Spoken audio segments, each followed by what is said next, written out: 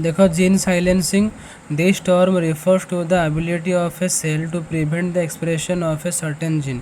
गोटे सेल रे एमती एबिलिटी थाए जे कि गोटे जीन रे एक्सप्रेशन को से बंद करदेव प्रिवेंट करदेव जीन एक्सप्रेशन हवा को ही दबनी तो यहाँ हूँ जीन साइलेंसिंग तो gene silencing can occur during either transcription or translation and is often used in research एटा हमरो ट्रांसलेशन ट्रांसक्रिप्शन प्रोसेस रे यूज हुए है कि आउ रिसर्च प्रोसेस रे भी एटा काम आसे gene silencing is often considered आज द सेम आज जीन नॉकआउट अच्छा जीन नॉकआउट माने कौन से सर्टेन रीजन जीन टाक बाहर को बाहर करदे पूरा ताको कहते जीन नॉकआउट है कि when genes are silenced their expression is reduced जो जीन गुड़ाक साइलेंस्ड हो जाती एक्सप्रेशन गुड़ाक रिड्यूस हो जाए पूरा कमी जाए इन कंट्रास्ट आम एमती कहीपर जे when genes are knocked out they are completely erased from the organisms genome and thus have no expression कौन सी एक्सप्रेशन रहे नहीं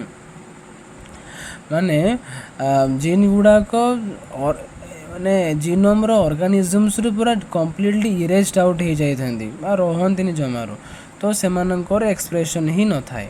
gene silencing is considered as a gene knockout बा knockdown mechanism since the method use to silence genes such as RNAi गोटे example से दौरान जे gene knockdown प्रोसेसटा जो मेकानिज्मटा है से जीन टाको साइलेंस करने से मेथडटा यूज है ना तो जमी तार एग्जांपल देले आरएनआईटा हूँ कौन से generally reduces the expression of a gene by at least 70% but do not completely eliminate it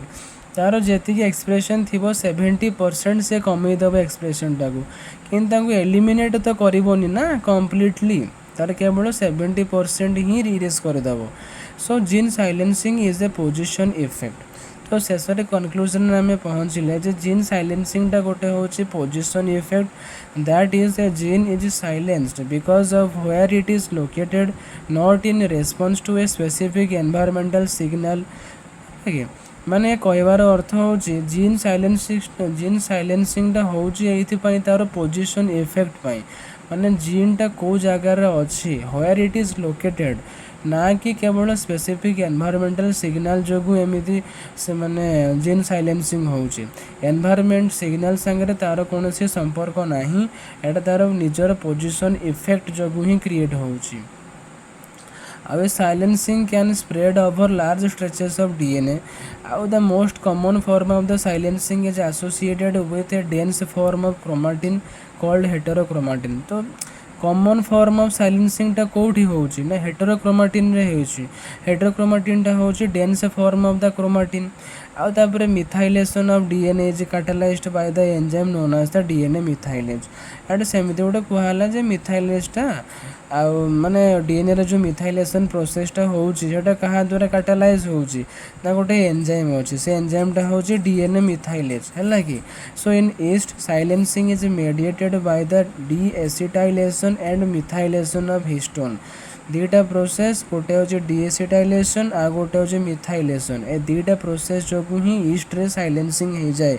gene रो so the telomeres the silent mating type locus and R DNA genes are all silent region in yeast रो सब silent reason कौड़ाक गोटे तो हूँ टीलोमेरेज आ गोटे हूँ R DNA ribosomal DNA जीनटा एटा हूँ silent region of the yeast तो जीन साइलेंसिंग मेन पॉइंट हूँ कौन जीन नॉकडाउन करवा नॉकआउट करवा तार एक्सप्रेशन को ही रद्द करदे माने सर्टेन जीन एक्सप्रेशन को आम प्रिवेंट करवा आउ सेटा जीन साइलेंसिंग बा तार नॉकआउट प्रोसेसटा